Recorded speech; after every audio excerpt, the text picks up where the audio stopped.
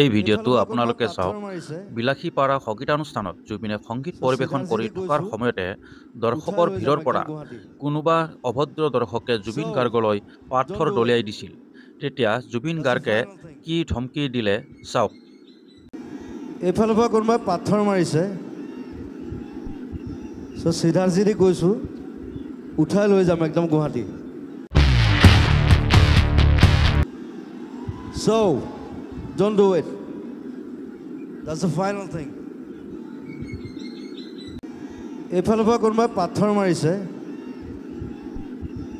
চিধাচিধি কৈছোঁ উঠাই লৈ যাম একদম গুৱাহাটী।